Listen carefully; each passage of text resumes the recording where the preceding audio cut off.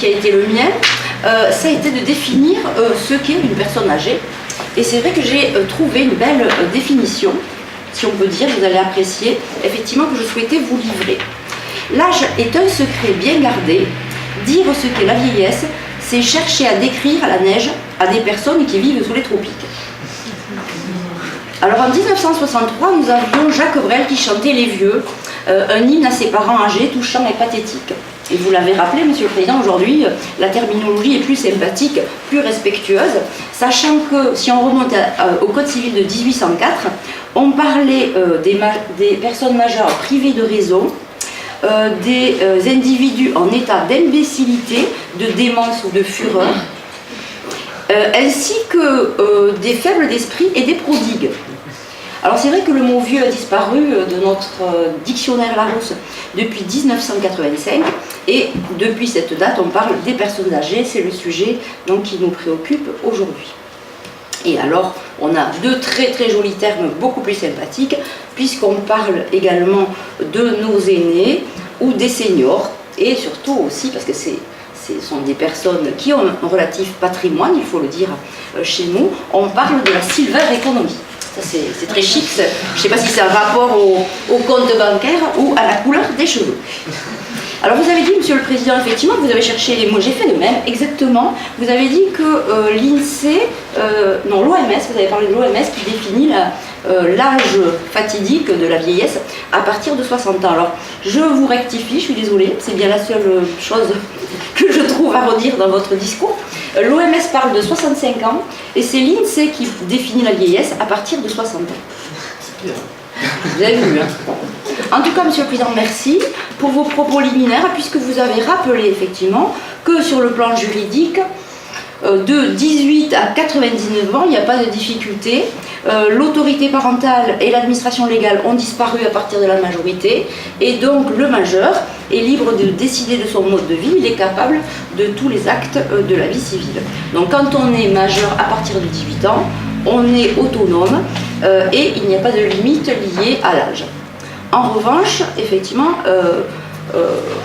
il va y avoir la question que vous avez évoquée, Monsieur le Président, une limite qui est liée effectivement à la vulnérabilité avec l'avancée en âge. Donc vous avez parlé, Monsieur le Président, effectivement, c'est un document extrêmement important. Vous avez évoqué le certificat médical circonstancié. C'est vrai que pour vous, c'est un document primordial. Et pour l'avocat qui va avoir accès au dossier, s'il intervient pour soit la personne protégée, soit la famille qui intervient dans cette procédure, c'est un élément essentiel qui nous permet effectivement d'en savoir beaucoup plus que la requête initiale.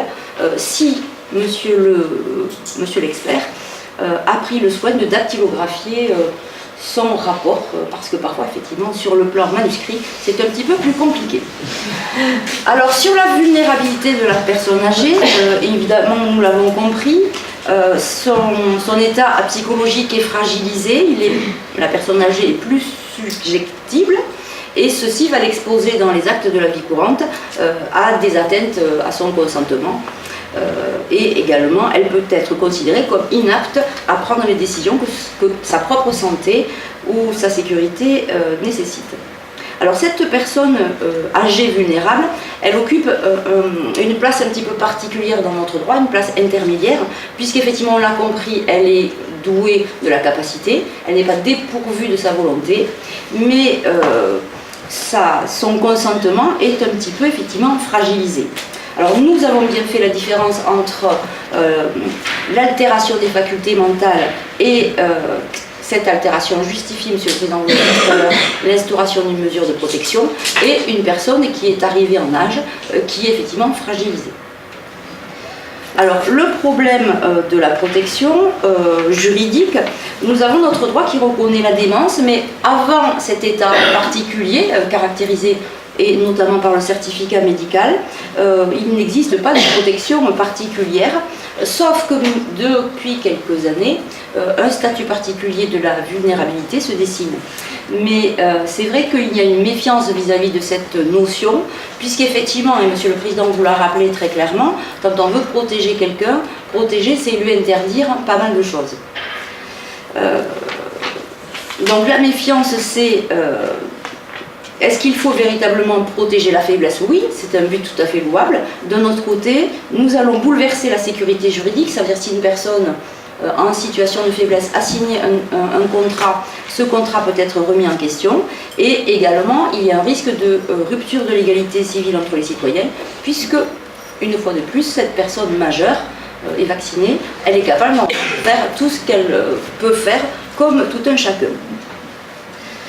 Donc, une fois de plus, et ça c'est vrai que Monsieur le Président vous l'a dit, protéger c'est interdire, et protéger c'est interdire, on veut protéger la personne autant sur sa personne, puisque en 68 la loi s'intéressait surtout au patrimoine de la personne. Aujourd'hui on nous explique qu'on veut surtout s'intéresser à la personne physique qui est en situation de vulnérabilité.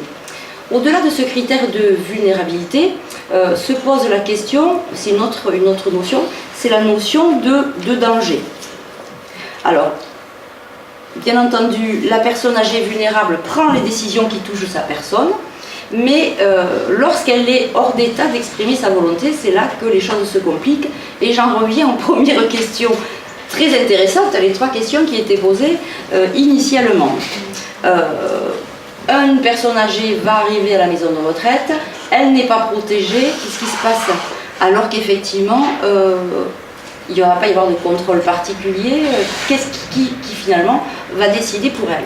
Donc évidemment, face à cette situation, le législateur va chercher un interlocuteur autre que la personne physique pour lui confier un pouvoir décisionnaire, puisqu'effectivement la personne âgée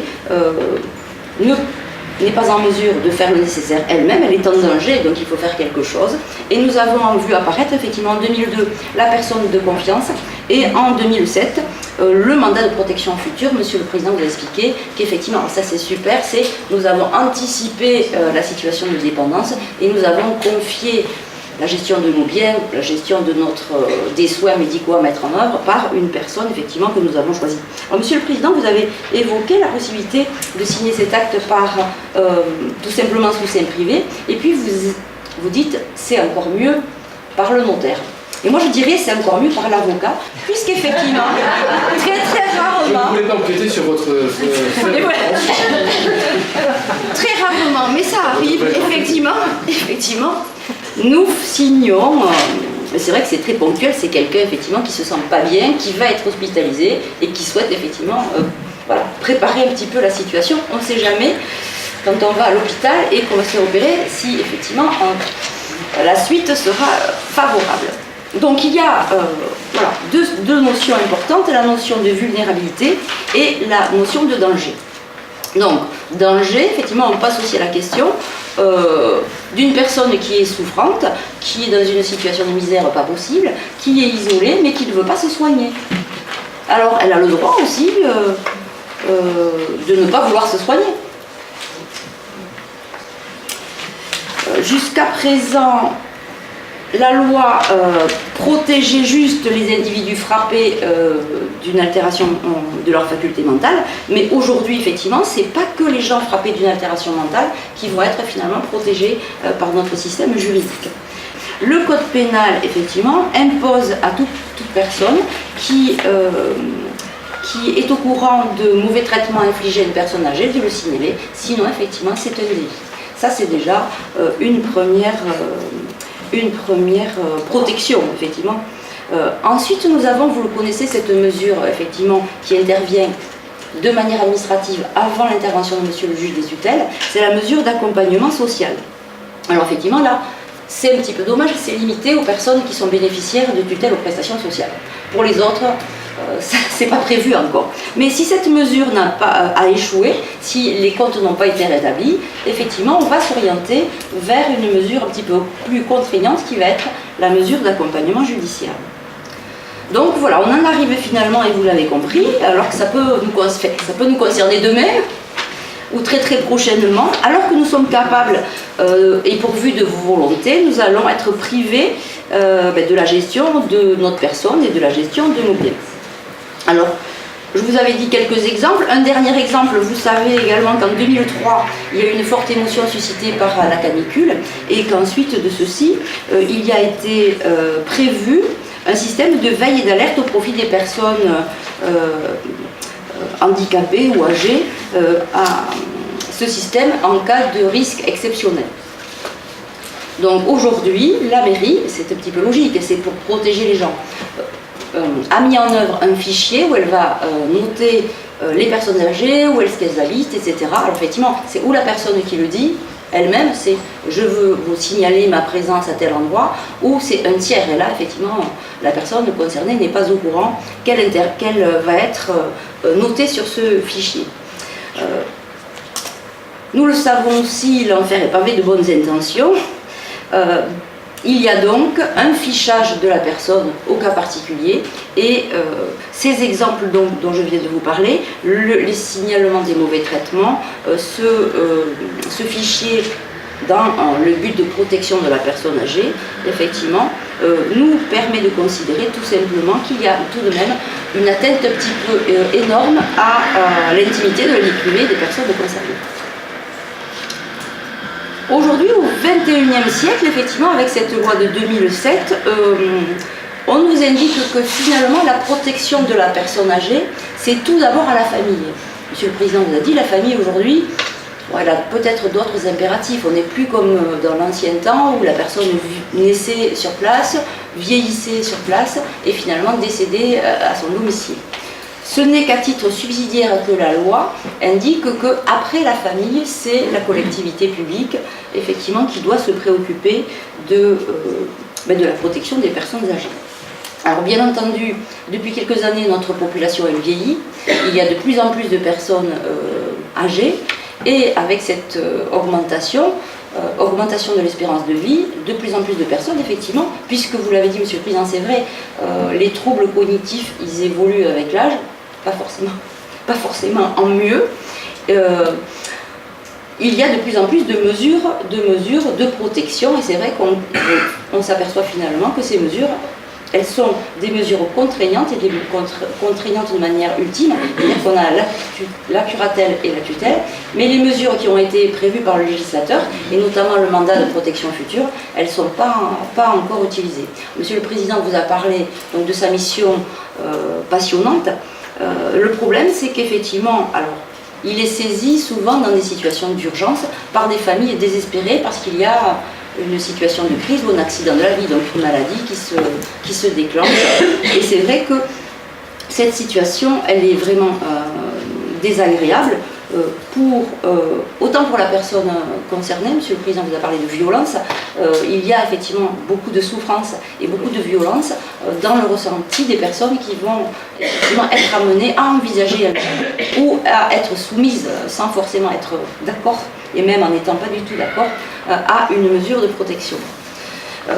Nous intervenons effectivement, nous, en qualité d'avocat, aussi des deux côtés, c'est-à-dire autant pour la personne à protéger qui demande à être protégée que pour certains membres de la famille qui se plaignent un petit peu de la prodigalité excessive de leurs proches. En tout cas, nous le savons, et alors, ça concerne pas spécialement les personnes âgées, ça concerne tout le monde, mais nous constatons bien sûr que ces personnes âgées, au-delà de la protection de leur personne, on pense à la protection de leur patrimoine. Sachant que je vous le disais au départ, on n'a pas trop d'éléments sur exactement le patrimoine des personnes âgées, mais on considère qu'il existe effectivement une économie importante, et c'est la silver economy dont je vous parlais tout à l'heure. Donc les personnes âgées, comme tout le monde, mais plus précisément, elles sont exposées, alors pas forcément qu'à la malveillance, mais peut-être au démarchage tous les jours. Alors il y a déjà le téléachat, il y a le démarchage à domicile, et puis aussi, c'est vrai, Monsieur le Président, vous l'avez dit, il y a tous les proches, les amis, les voisins, etc. Et c'est vrai. Et c'était aussi la question initiale, c'est effectivement, si j'ai envie d'abord de donner tous mes bijoux à ma voisine parce qu'on s'apprécie beaucoup. Mais c'est pas si simple, effectivement. Alors ce comportement commercial ou déloyal, il faut apprécier au cas par cas, est difficile, c'est vrai, à appréhender sur le plan juridique. Alors il existe, le droit civil bien sûr, mais plus précisément dans le droit civil, le droit à la consommation, qui va permettre, par exemple en cas de démarchage à domicile, de rectifier un petit peu le tir quand on arrive dans le délai, quand on nous en parle, bien entendu. Mais il y a surtout ce que je considère pour ma part la protection la plus efficace et la plus fiable tout de même, c'est l'abus de faiblesse qui est sanctionné par le droit pénal. Alors, l'abus de faiblesse dans le droit pénal, il ne suffit pas d'être âgé, c'est pas suffisant pour effectivement être taxé d'une personne faible dont on a abusé à l'occasion d'une transaction particulière. La jurisprudence, elle parle de caractérisation de cet abus pour les personnes qui sont sourdes, pour les personnes qui sont aveugles, pour les personnes qui ont des troubles de la mémoire, pour les personnes en fragilité psychologique, donc c'est bien quand même assez vaste, pour les personnes atteintes d'éthylisme, ou pour les personnes, et là c'est encore plus large, en détresse morale liée à un deuil récent. Donc effectivement, vous voyez, l'abus de faiblesse. Et là, pourquoi cette forme de protection est intéressante? Parce que cette protection, elle intervient finalement a posteriori. Si on découvre un abus de la personne concernée, un abus qui a effectivement été commis au détriment de son patrimoine. Et la loi de 2007 a rajouté cette interdiction aux mandataires de justice, mandataires judiciaires à la protection des majeurs. C'est terminé, on ne pourra plus vous donner tous les biens, ce n'est pas possible. Donc Monsieur le Président, pour en terminer, voilà, vous avez expliqué, c'est vrai que toute cette situation fait que nous avons fait quelques bilans sur cette loi de 2007 et il y a eu deux choses sympathiques qui sont sorties en 2016, le rapport de la Cour des comptes, mais aussi le rapport de Monsieur le Défenseur des droits. C'est vrai que le bilan, finalement, c'est pas génial, pas du tout génial, c'est vrai, parce qu'on voulait déjudiciariser, mais c'est pas encore bien, puisque personne n'a anticipé le mandat de protection future, il n'y en a eu que 5000 depuis l'entrée en vigueur de la loi. Et ensuite, c'est vrai que le Défenseur des droits, il se dit quand même, il faut quand même observer que les personnes âgées, elles ont des droits fondamentaux qui sont reconnus par notre Constitution, qui sont reconnus par même un document supérieur, c'est-à-dire la Convention relative aux droits des personnes handicapées. Elles ont le droit de voter, elles ont le droit de se marier, elles ont le droit de divorcer, de choisir leur lieu de vie, le respect aussi à leur vie privée, à leur autonomie, au respect de leur dignité, mais toutes ces mesures, quand même, portent atteinte très sérieusement à ces droits. Donc c'est vrai que nous avons affaire à des questions spécialement complexes, sachant que Monsieur le juge des tutelles, qui est chargé de tout ceci, mais il n'a pas forcément effectivement la juridiction ou les moyens adaptés.